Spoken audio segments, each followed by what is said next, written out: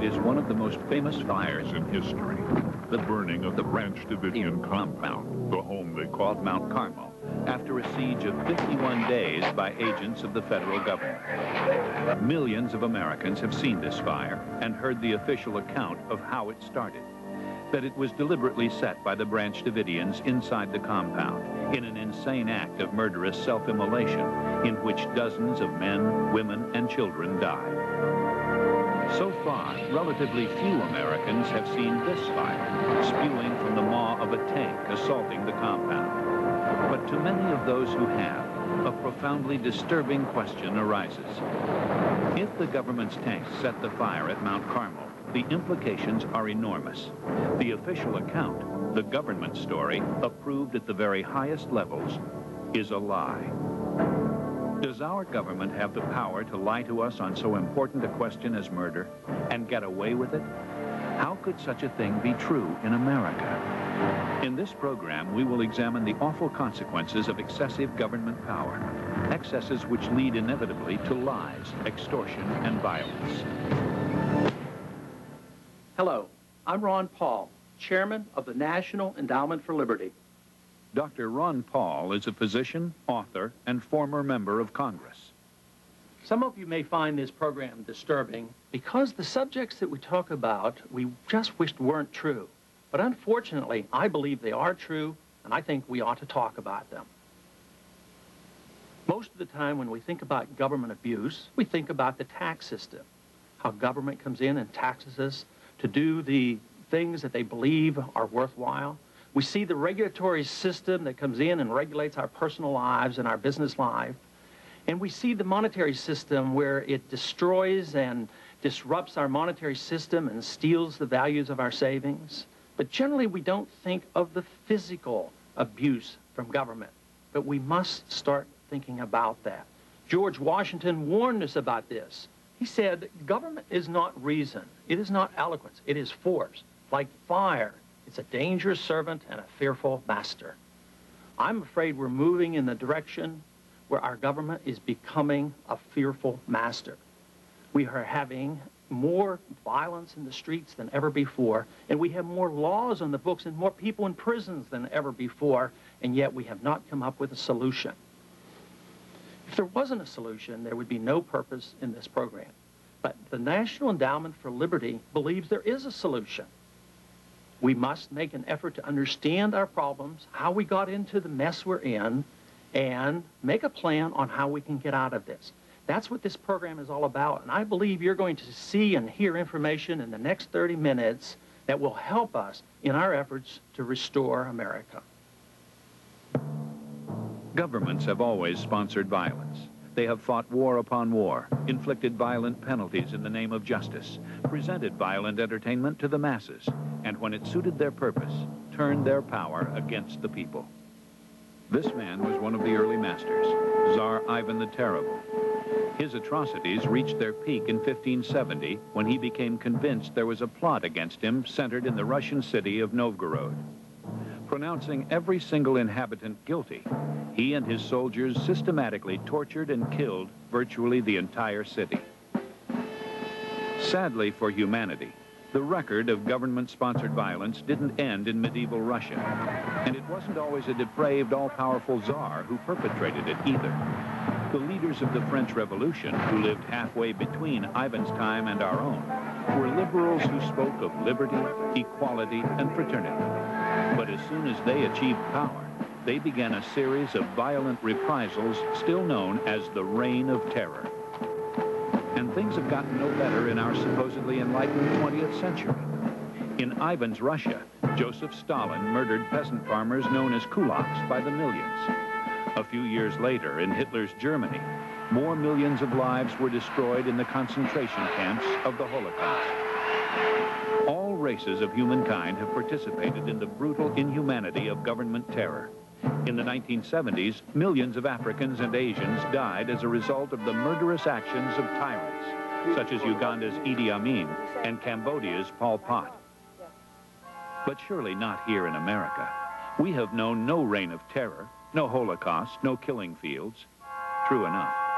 But our government did put thousands of innocent American citizens in concentration camps during World War II for no crime other than having Japanese ancestry. And after the war, government agents did inject other Americans without their knowledge with potentially lethal plutonium and other radioactive substances.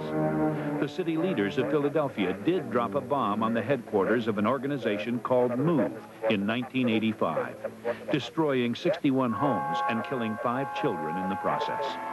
Los Angeles police officers did beat Rodney King senseless. And of course, there is the Internal Revenue Service.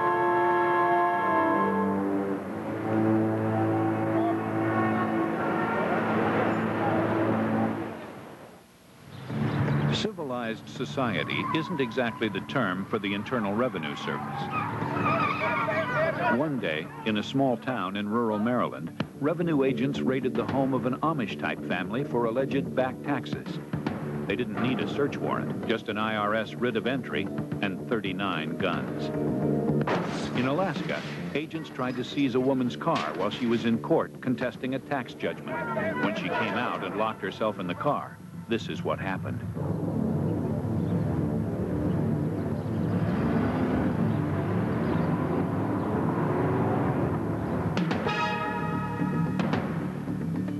And in Michigan, when a daycare center owed back taxes, agents came up with a novel plan.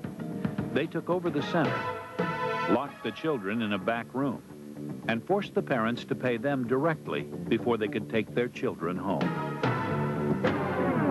Today, it is in the enforcement of gun control laws that some of the most tragic cases of American abuse are found. One of the most shocking of all took place in a remote mountain cabin in Idaho in 1992.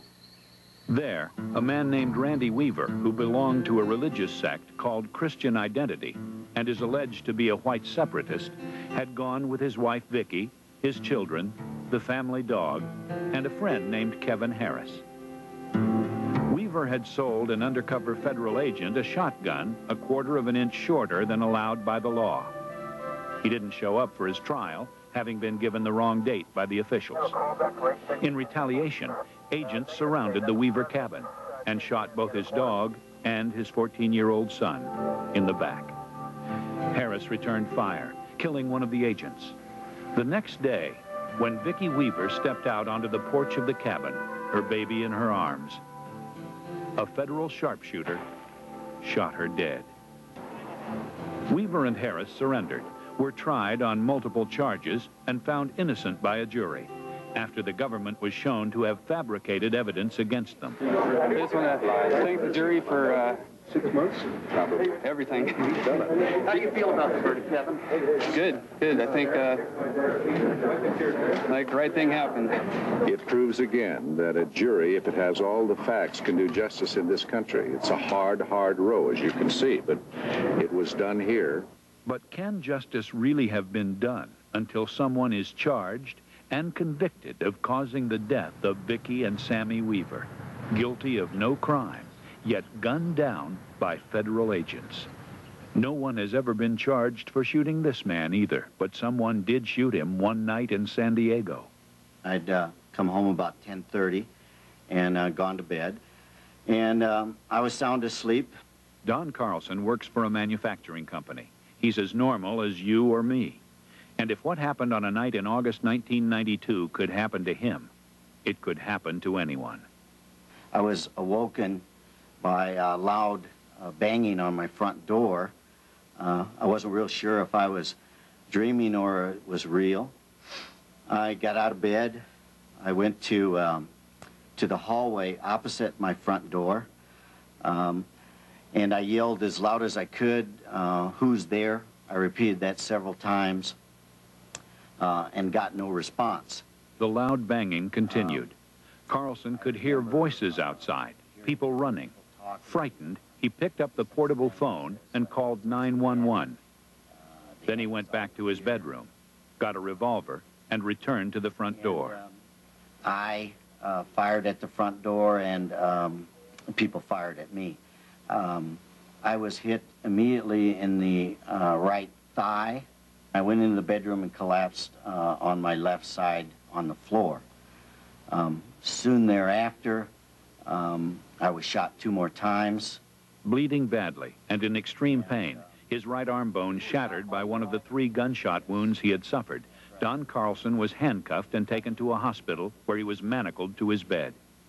In all this time, no one ever officially told him who was responsible for the outrage perpetrated upon him.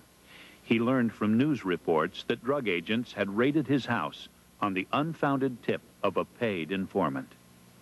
You almost died, didn't you? Yeah, I almost died. The list of victims of government violence goes on and on. Before it was destroyed by a forest fire in 1993, the house at the end of this rugged mountain trail in the Malibu Hills near Los Angeles belonged to a man named Donald Scott. Early in the morning of October 2nd, 1992, a posse of 33 federal, state, and county drug agents drove here, shot the lock off this gate, and moved in to serve a warrant for Scott's arrest. Ventura County District Attorney Michael Bradbury. First of all, the warrant should never have been issued. The officer gave misinformation and false information in order to obtain the warrant. In my opinion, these people could have been called on the telephone and asked to come outside. They did not pose a threat. They were not dangerous, inherently dangerous. They were, Mr. Scott was basically a law-abiding individual. No drugs, no marijuana, under cultivation or otherwise, was ever found on that property. As in the case of Don Carlson, an innocent man was awakened by people, he knew not whom, trying to break into his house. Like Carlson, he assumed they were intruders, but the results were even more tragic. The gentleman inside came out with a gun in his hand, having been just awakened, was told to put the gun down, and apparently, as he brought it down in the direction of one of the officers, and he was shot and killed. A perjured warrant, excessive force. But Bradbury's official report contains an even more startling revelation as to the motivation for the deadly raid. Scott's 200-acre property was valued in the millions. One of the primary purposes of the Scott investigation was to seize that property. Again, you don't issue plat maps and provide information on what comparable property sold for in the area when you're simply going in to seize marijuana under cultivation. It's disingenuous to even suggest for a moment that seizing that land was not a prime motivator, one of several, but a prime motivator in the Scott case. So it's come to that. In the United States, in the 1990s, an innocent man was framed and killed because the government wanted his land. America is a nation like none before it, conceived in liberty. But the question is, are we still growing toward the fulfillment of freedom's promise, or toward a stifling world where every administration, every session of Congress leaves us with less personal freedom, fewer individual rights? This program is being brought to you by the National Endowment for Liberty, a nonpartisan organization dedicated to preserving freedom of choice, opportunity, expression, and economic activity for all Americans, regardless of race, creed, religion, or color. These freedoms are enshrined in documents such as the Declaration of Independence, the Constitution, and the Bill of Rights. But now they are threatened. As the federal government grows ever larger and more powerful, freedom grows smaller and weaker. This telephone number will connect you with the National Endowment for Liberty. Don't lose it, because the survival of liberty in America depends on what you know about your rights. To inform you, and to show you how to identify your freedoms and put them to work for you, how to recognize when they're under attack and to defend them, the endowment has assembled a never-before-offered collection of some of the greatest books of all time on the subject of liberty, including Frederick Bastiat's brilliant essay, The Law, 20th century masterpieces by Ludwig von Mises and Hans Sennholz, and a wonderful new anthology entitled The Freedom Philosophy, 14 inspiring essays by writers as different as Professor Benjamin Rogie and frontiersman Davy Crockett. This is a veritable library of liberty you can own and pass on to your children to arm them with their rights. Here's how. Call the number on your screen, pledge just $29 to become a sponsor of the National Endowment for Liberty. The money you contribute will help sound the alarm through programs like this, which expose the threat of big government. To encourage you to act now, a VHS copy of the program you are watching is yours free when you contribute $29 or more. Just ask for it. And for a contribution of $65, we'll not only send you a videotape copy of this program, we'll also include the Library of Liberty I described moments ago. Send your check now or call and contribute by credit card to receive yet another special bonus, Ron Paul's dramatic petition to the 103rd Congress, which shows exactly how to fix what's wrong with Washington once and for all. But you must act now. We urgently need you in this crusade for freedom because together we can turn this country around and march proudly into the 21st century as the most productive and freest people on earth, the way America is supposed to be. The alternative is unacceptable. So call now, but if you can't find a pencil to write the number down, keep looking. We'll show it again later in the program. The ones I've talked to have all been very nice, normal people. Most of them have been better educated than the general public, and certainly better educated than I expected for what I consider to be a rural group, group out in the country, kind of isolated by themselves. Since the tragedy at Waco, Indianapolis attorney Linda Thompson has devoted most of her life to investigating the case of the Branch Davidians. You've got Chinese people, you've got Japanese people, you've got black people, you've got white people, you've got young people from tiny babies all the way up to an elderly man in his 80s. And it was literally a microcosm of America.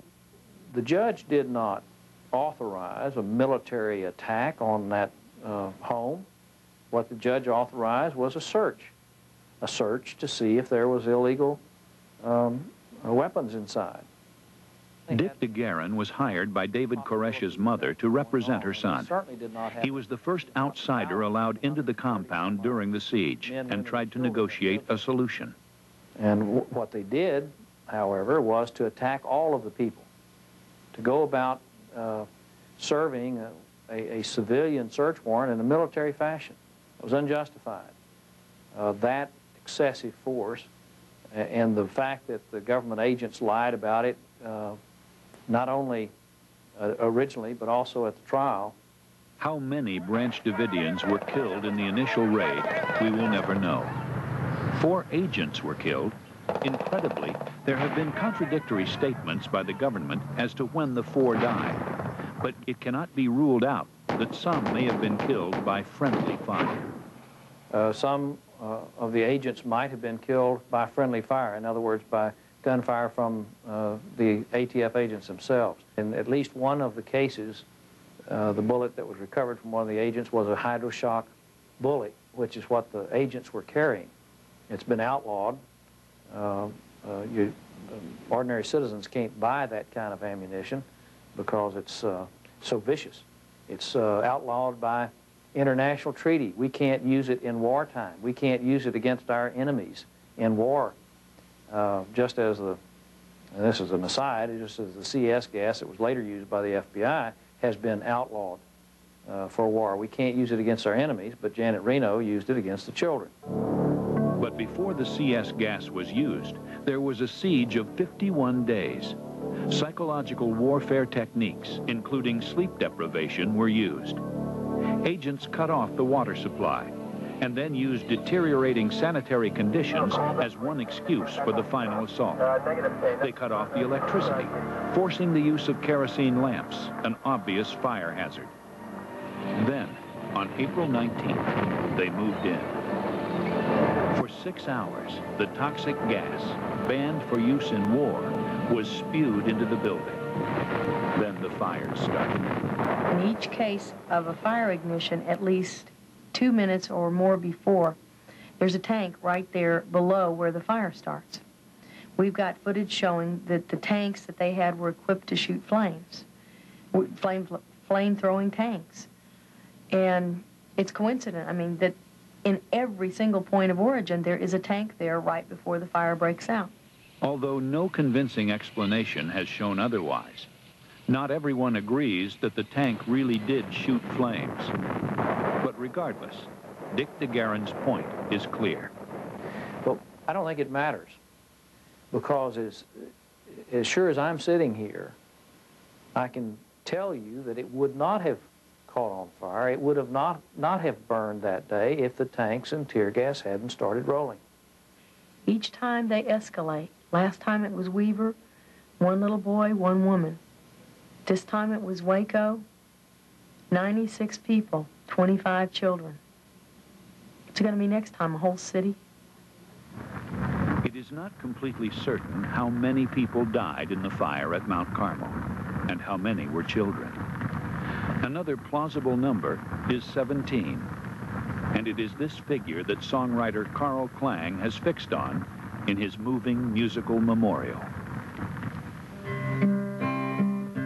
Just in case you don't remember, let me jog your memory. In a church they called the Waco compound, back in April '93, 17 little children, all so helpless and so small, died a senseless death of gas and flames. How many names can you recall? 17 little children. Don't it make you wonder why? 17 little children. How could they deserve to die? How did you sleep last night, Bill Clinton? Tell me, did you feel their pain? As 17 little children cried out and perished in the flames. 17 little children. Don't it make you wonder why? 17 little children.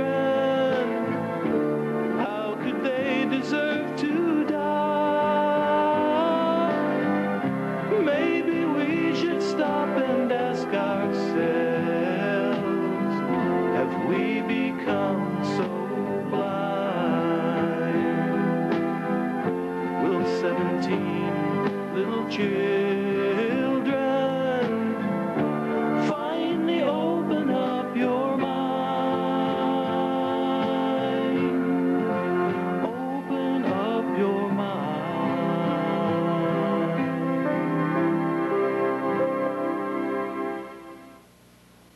Every day, thousands of honest police officers look death in the eye as they bravely attempt to combat the violence in our society. Yet while criminals go free or escape with minimal sentences, innocent victims like Don Carlson barely escape with their lives, and sometimes don't. Vicki and Sammy Weaver, Donald Scott, and the Branch Davidians are dead, along with dozens of other victims of government brutality. In America, the law used to command respect. It used to protect constitutional rights like freedom of religion, the right to bear arms, private property. If there is disrespect for law in America today, it may be because the law no longer means those things. Religious dissent is persecuted, gun ownership criminalized, property seized. Government has become a dehumanizing welfare state, a rat's nest of regulations, and a violent enforcer of its taxes and privileges. It doesn't have to be that way. America can return to the ideals of our founders, and the National Endowment for Liberty is committed to leading the way. We want you to be part of our crusade for freedom. We want to continue to spread the message of liberty. But to do so, we must have the financial support of freedom-loving Americans such as yourself. That's why we're making the exciting offers I described earlier in this program to encourage you to become a sponsor of the endowment. Let me review for you now the specific offer the endowment is making in conjunction with this program only. For a tax-deductible contribution of just $29, you will receive your own VHS videotape copy of this program, Firepower. And you will receive Ron Paul's dramatic Petition to the 103rd Congress. For $65, you will receive the videotape, the petition, and 4 other outstanding books. The Law by Frederick Bastiat, 20th Century Masterpieces by Ludwig von Mises and Hans Sennholz, and the 14-essay collection entitled The Freedom Philosophy. For $110, you will receive the tape and all of the above books, plus 6 additional books, including Henry Hazlitt's classic Economics in One Lesson, and the monumental study by F.A. Hayek, The Road to Serfdom. And there's even more. Call now and we'll tell you how to get your very own VHS copies of the entire 13-program series At Issue, sponsored by the Endowment and seen on national TV. You'll hear the ideas of people like Congressman Newt Gingrich, Senator Charles Grassley, eminent economist Dr. Walter Williams, nationally syndicated columnist Joe Sobran, actor-comedian Jimmy J.J. Walker, and many others. Don't hesitate. Call now. Pledge your tax-deductible contribution to the cause of freedom and receive these inspirational books and tapes as our gift to you.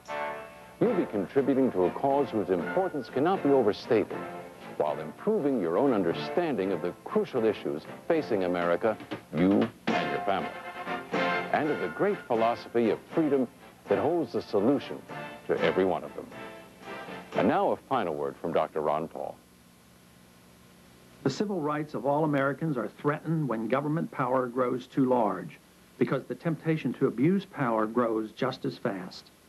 Welfare is like a narcotic. It teaches people to be dependent. It teaches them to be irresponsible. It teaches them to resort to violence if necessary. This is the reason we have so much violence in the inner city. To combat the irresponsibility and violence it caused in the first place, government grabs new powers and the threat to civil liberty becomes greater. To pay for the government programs, more and more taxes must be collected from innocent Americans, which then injures their ability to make a living. Coercion must be used. There's an invasion of privacy that occurs. In order to cover up the coercion, more and more lies are told. We call this program Firepower. It's a program about fire, but it's also about power. Where will the fire break out next time? In your town? In your home? In your church? You say it can't happen in America, and you're partly right. But we have seen that it has begun to happen, but this cannot continue. If we, the people, take back the powers that have gravitated to Washington.